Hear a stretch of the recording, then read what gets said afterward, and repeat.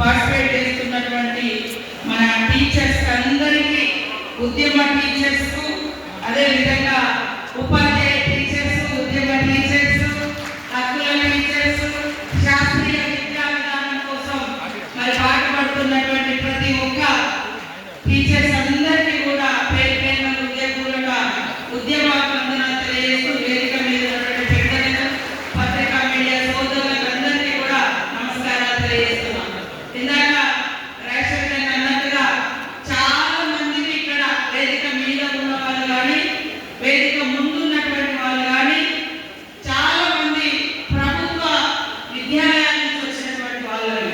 నేను కూడా మరి ములుగు గర్ల్స్ హాస్టల్లో, గర్ల్స్ హై స్కూల్లో, ములుగు ఎస్టీ గర్ల్స్ హాస్టల్లో ఉండి చదువుకున్నటువంటి వ్యక్తిని. ఆ తర్వాత ఉద్యమంలో సమాజ జ్ఞానాన్ని, శ్రమను గౌరవించడం, మరి అదేవిధంగా విలువలు, ప్రజల కోసం జీవించాలనేటువంటి సిద్ధాంతాలన్నింటినీ కూడా ఎర్రజెండా నీడలో నేర్చుకున్నటువంటి వ్యక్తిని. కాబట్టి ఖచ్చితంగా నేర్చుకున్నటువంటి విలువలను ఈరోజు మన జీవితంలో మనం పాటిస్తూ మరి మీ ఆధ్వర్యంలో లక్షలాది మంది విద్యార్థుల యొక్క భవిష్యత్తు తీర్చిదిద్దబడుతుంది. కాబట్టి ప్రభుత్వ విద్యను ఎప్పుడు కూడా తక్కువ అంచనా వేసి చూడకూడదు. ఇప్పుడు మన అన్నట్టుగానే వారు ఒక విద్యా సంస్థ నడుపుతున్నప్పటికీ కూడా ఈరోజు ప్రభుత్వ విద్యా వ్యవస్థలో బలమైనటువంటి ఉపాధ్యాయులు ఉంటారు. ఎక్కువ నాలెడ్జ్, హై ఎడ్యుకేటెడ్ పర్సన్స్ ఇక్కడ అన్ని రకాల ట్రైన్ అయినటువంటి ఉపాధ్యాయులు ఉంటారు. కావాల్సింది పట్టుదల, కేటాయించాల్సింది టైం. ప్రైవేట్ విద్యా వ్యవస్థలలో వాళ్ళు మరి బలవంతంగానో, భక్తితోటో లేదా ఇంకొక రకమైన బోధన జరుగుతుంది. కానీ ఇక్కడ మనం ఈ సంస్థ, ముఖ్యంగా యూటీఎఫ్ సంస్థ లాంటి సంస్థలు, మరి సంస్థలో ఉన్న సభ్యులందరూ కూడా చిన్నతనం నుంచే వివిధ సంఘాలలో పనిచేసినప్పుడు ఎలాంటి విద్యా విధానం ఉండాలి అని సమాజం కోసం మీరు మాట్లాడినటువంటి వాళ్ళు. ఇప్పుడు మీ చేతిలో ఈ దేశ భవిష్యత్తు కావాల్సినటువంటి విద్యార్థులు తరగతి గదుల నుంచి తయారవుతున్నారు. కాబట్టి అలాంటి విద్యా బోధన ఖచ్చితంగా వీలైనంత వరకు మీ ద్వారా నేటి పిల్లలకు అందిస్తే ఖచ్చితంగా ఈ రాష్ట్రంలో అత్యున్నతమైనటువంటి విలువలతో కూడుకున్న చదువు నేర్చుకున్న విద్యార్థులు తయారవుతారనేది నా యొక్క భావన. కాబట్టి ఈరోజు ప్రైవేట్ విద్య కంటే ప్రభుత్వ విద్య ఎంతో ఆత్మవిశ్వాసాన్ని ఇస్తుంది. ఆర్థికంగా కూడా పేదల్ని ఇబ్బంది గురి చేయకుండా మరి ప్రభుత్వం విద్య అందించడం ద్వారా పేదల మీద భారం పడకుండా ఉంటుంది. కాబట్టి విద్య అనేది ఇవాళ మరి ఎంతో ప్రముఖమైన పాత్ర పోషిస్తూ ఉంది. ఒక ఐఏఎస్, ఐపీఎస్, ఒక మంత్రి, ఇంకా ముఖ్యమంత్రి కంటే కూడా మరి అందరి జీవితాలను తీర్చిదిద్దే ఒక ఆదర్శప్రాయమైనటువంటి వ్యక్తులుగా తీర్చిదిద్దేటువంటి వ్యవస్థ, విద్యా వ్యవస్థ టీచర్ చేతిలో ఉంది. ఆ యొక్క గొప్ప వృత్తిలో మీరున్నారు. కాబట్టి ఖచ్చితంగా మరింత పట్టుదలగా మనం ముందుకు వెళ్ళాలి. ఈరోజు కొంతమంది విద్యా వ్యవస్థను తగ్గించి చూపిస్తా ఉన్నారు. కాబట్టి కొంతమందికి మాత్రమే చదువు ఉండాలి, జ్ఞానం ఉండాలి అనేటువంటి ఒక మూఢత్వము లేదా అహంకారపూరితమైన లేదా అణచివేతపూరితమైనటువంటి వ్యవస్థ మరి చేర్చుకొని మనం ఈరోజు ఎంతో మంది చదువుకున్నాం. కాబట్టి చదువు అందరికీ అందాలి, అందరూ జ్ఞానవంతులుగా ఉండాలి, అందరూ వాళ్ళ జీవితాలలో గొప్పగా ఎదగాలి, వాళ్ళు నేర్చుకున్నది 10 మందికి పంచాలి అనేది మనందరి విధానం కావాలి, మనందరి సిద్ధాంతం కావాలని నేను ఈ సందర్భంగా కోరుతా ఉన్నాను. ఈ మధ్యకాలంలో మనం పార్లమెంట్లో అమిత్ షా గారి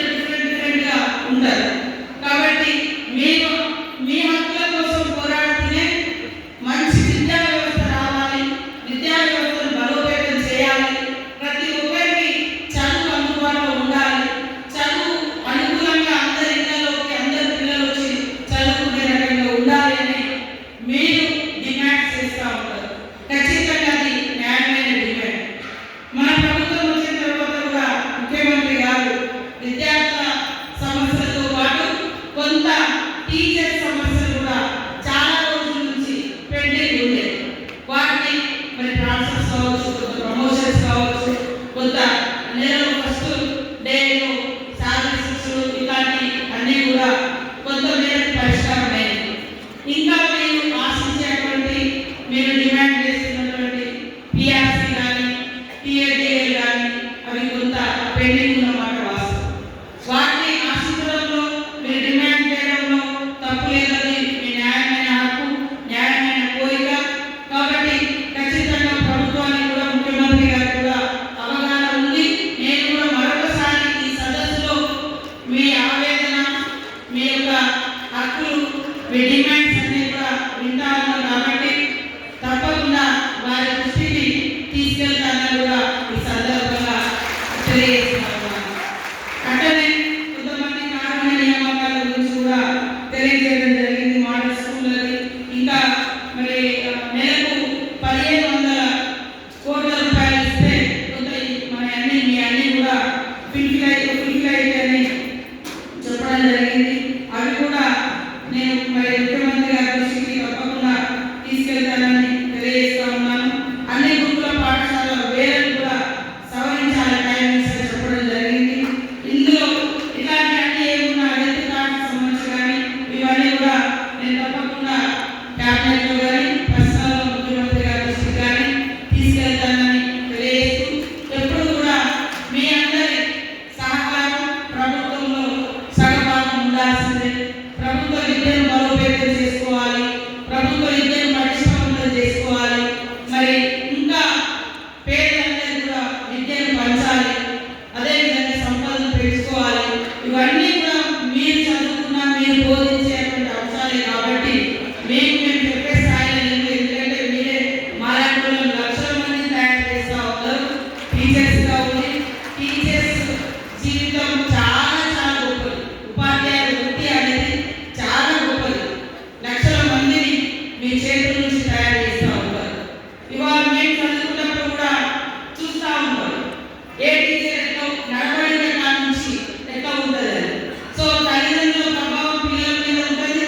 ఆ తర్వాత తొలిబడి తల్లిదండ్రులు, తల్లి అయితే మరి గురువు బడిలో అంగన్వాడీ కానీ మొదలు పెడితే స్కూల్ టీచర్ ఖచ్చితంగా ఇంట్లో ఏం బ్యాడ్ ఇంపాక్ట్ ఉన్నా అది పడుతుంది, గుడ్ ఇంపాక్ట్ ఉన్నా అది పిల్లలు పడుతుంది. అందుకని టీచర్స్ కూడా ప్రతి నడవడిక స్కూల్లో చాలా జాగ్రత్తగా, చాలా ఆదర్శవంతంగా, స్ఫూర్తిదాయకంగా ఉండే విధంగా టీచర్స్ ఉపాధ్యాయులు ఉంటే చాలా వాళ్ళు మిమ్మల్ని పోల్చుకొని అరే ఈ టీచర్ ఇట్లుంటాడు, ఈ మేడం ఇట్లుంటుంది, నేను అట్లా తయారు కావాలి అనే భావన కూడా వాళ్ళు కలుగుతుంది. బలోకి వచ్చినామంటే మనం ఒక 100 మందిని ఇన్స్పిరేషన్ చేసేటువంటి వ్యక్తులుగా ఉపాధ్యాయులు ఉంటారు. కాబట్టి ప్రతి స్టెప్ వాళ్ళ భవిష్యత్తును దృష్టిలో పెట్టుకొని మనం అడిగేయాలి. అందుకని ఈ దేశ భవిష్యత్తు తరగతి గదులలోనే నిర్మించబడుతుంది. అదేవిధంగా ప్రైవేట్ స్కూళ్ళ కంటే ఈ దేశంలో, ఈ రాష్ట్రంలో మరి ప్రభుత్వ వ్యవస్థనే పెద్దది. ప్రభుత్వ విద్యాలయాలను ప్రైవేట్ ధీటుగా తయారు చేసి ప్రభుత్వ స్కూళ్ళ మీద ఎక్కువ నమ్మకం పిల్లలకు, వారి తల్లిదండ్రులకు కల్పించేలాగా మన ఉపాధ్యాయ సంఘాలు కూడా పనిచేస్తే పేదలకు ఆర్థికంగా నష్టపోయే ప్రైవేట్ స్కూళ్ళలో పోయి విద్యను కొనుక్కునేటువంటి వ్యవస్థ రాకుండా ప్రభుత్వ విద్య మా హక్కు, మాకు ఈ క్వాలిటీ ఉండాలి, మాకు ఈ ఫెసిలిటీస్ ఉండాలి అనే విధంగా మనం పిల్లలు కూడా రకంగా డిమాండ్ చేయొచ్చు. మీరు కూడా డిమాండ్ చేస్తూ తయారు చేయొచ్చు. కాబట్టి ఈరోజు మరి మీ యొక్క భాగస్వామ్యం ప్రభుత్వంలో భాగస్వామ్యం తప్పకుండా ఉండాలని మరి మీ అందరి సహకారంలో రాబోయే కాలంలో మన విద్యా వ్యవస్థను బలోపేతం చేస్తూ మీ సమస్యలను కూడా మీరు ఇక్కడ ఉన్నటువంటి ఉపాధ్యాయులు అంటే మీకోసమే కాదు, మీ హక్కులతో పాటు విద్యా వ్యవస్థను కూడా బలోపేతం చేసే రకమైనటువంటి డిమాండ్స్ పెడతారనేది మా అందరి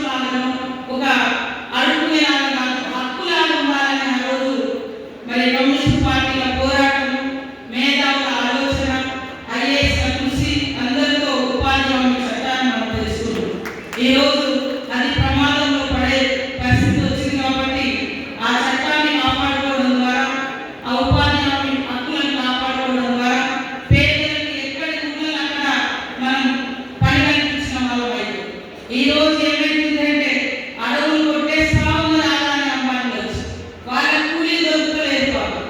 అందుకని ఇవన్నీ కార్పొరేట్ కంపెనీల కోసం మనం తీసుకొచ్చిన శాస్త్రీయమైనటువంటి పేద హక్కుల కోసం వచ్చినటువంటి చట్టాలను నీరు మార్చి మరి కార్పొరేట్ కంపెనీలకు ఉపయోగపడేటువంటి చట్టాలను రిప్లేస్ చేసి ప్రజల్ని భ్రమలలో ముంచుతా ఉన్నారు. కాబట్టి శాస్త్రీయ విద్యా విధానం బోధించేటువంటి ఉపాధ్యాయులు కూడా గ్రామీణ ప్రాంతాలలో పేద ప్రజలకు అవేర్నెస్ ఇవ్వాల్సిన అవసరం